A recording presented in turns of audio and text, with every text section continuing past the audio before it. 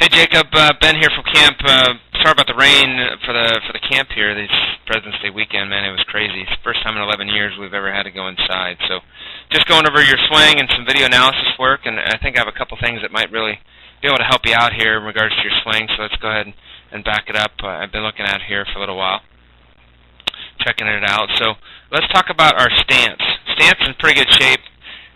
You like to start with your weight just a hair on your backside. And that's fine.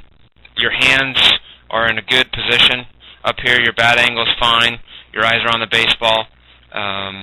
You start with more weight on your back leg than your front leg, which again is fine. And so everything on your stance is pretty good. You got good posture from your waist all the way up high. Really good posture actually to work downhill. Let's go ahead and go to our land foot. When you get yourself loaded up, you do a pretty good job. One thing I do want to talk about right off the get-go is let's talk about our stride. So I'm going to put my line. This is where you start. And when I go to land foot, typically guys start open and then they finished off where they're going to be straight ahead. But you actually start open and then you end more open.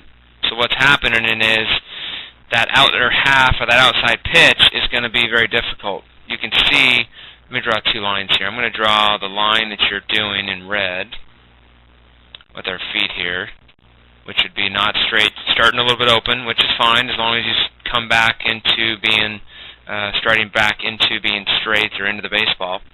So now I'm going to put a second line, which is going to be green, and that's going to be a straight line from there to the pitcher. You can see there's no curves in any of that line, so it's nice and straight. So typically you start on the red line and then you'll end up on the green line, right?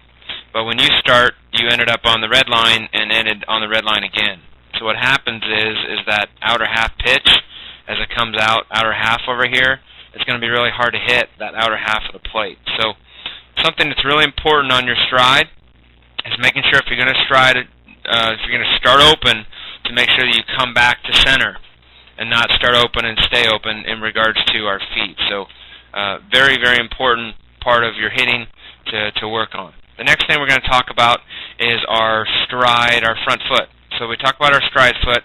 When I go and land with this front foot, you can see that land foot spins open on me a little bit. And right now it's going to kind of be pointing at the pitcher. So if I go into here, you can see right now that toe is pointing at the pitcher, where I want it to really be closed off better. What happens is when that toe is pointing at the pitcher, a couple things happen. One is we don't hit against a firm, closed front side anymore, which takes away a lot of our power.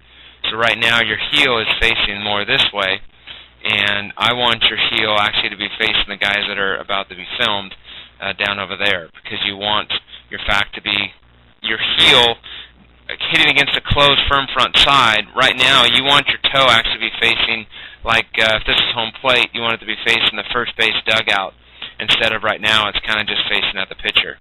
And what that's going to do is it takes your front hip, it spins open your front hip, it takes the power out of your legs and transfers it in your arms, and at the end you'll notice that it gets my knees pretty close together. If you look at analyzing a lot of the Major League players, you'll notice that their knees are really far apart at contact, and that's very important to make sure that I have good power and I'm using my legs.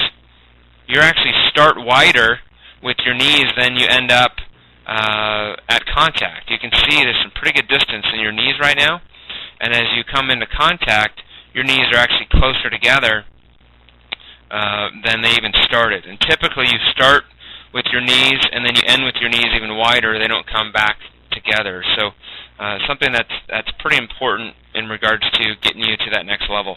The other thing is you kind of have a tendency to stand that backside and then kind of spin that foot, which is okay, but you kind of over-rotate it sometimes. You can see that's over-rotated. And what happens is right now, that heel is actually over-rotated in the back, and then the front kind of spins out. And what that does, the issue that it is that your head, you can see that even if you wanted to have your head on the ball, that you couldn't, because everything's kind of spun open.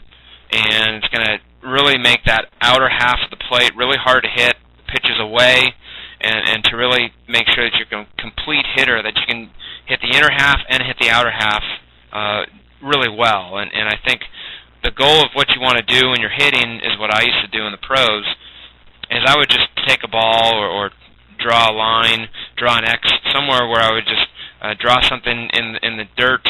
I'm going to put a little green circle over here, where I want to look at the ball when I'm hitting it, and then after contact, I want to look down right at that little ball on the ground or something I put on the ground. But you can see how when you spun that overdo that back foot and that front one spins, that head kind of begins to glance out there, which puts our point of contact to be out in front. And that's going to be a huge thing as you get older, start facing really good pitching. But I think that's going to make a huge difference in your swing. So what I would do is I would do a lot of tee work. I would set the tee work up away, and I would want to put a tee right here and just make that ball nice and deep. I would put something to look at afterwards, just put a baseball out in front here, something you can look on. So when you get down to your point of contact and you hit, that you can kind of leave your head right there. So you do a good job at contact. You're in a palm up, palm down position. And you're looking down the barrel of the ball, head's on the baseball. Really good position right there. With but what I want to do is I want you to leave your head there. And it's very important just to leave your head there. You'll see as it begins to peak, because if your timing's a little bit off or the ball's away, you really have to let that ball travel and let that ball get deep. So do a lot of tee work in regards to making sure when you're finishing that you can look down.